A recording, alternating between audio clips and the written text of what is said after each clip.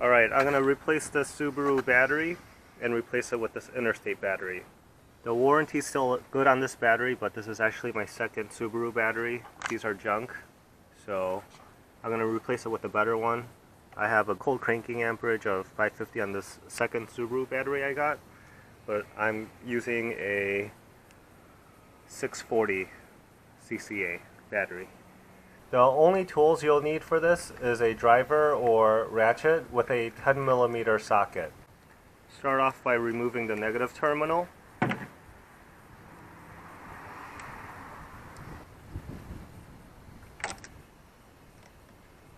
then your positive.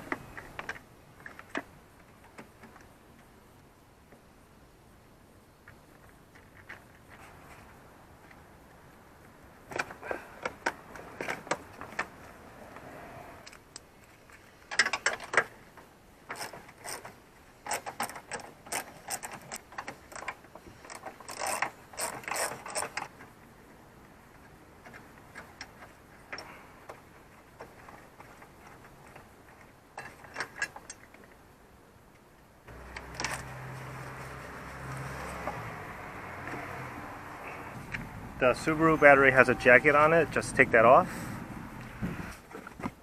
And then put your new battery in it.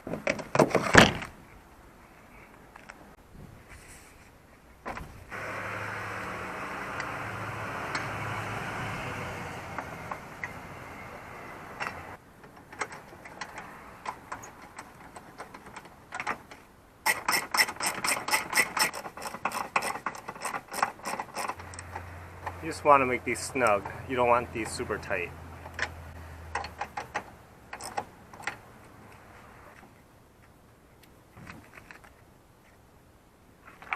Connect the positive first.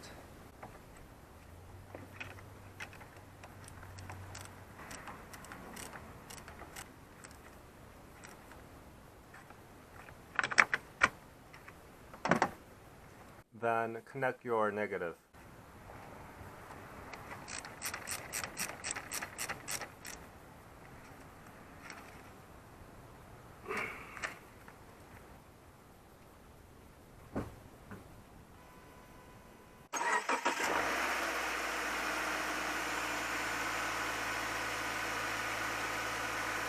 And after a battery's been disconnected, you'll notice that the passenger side window does not operate on the driver side controls.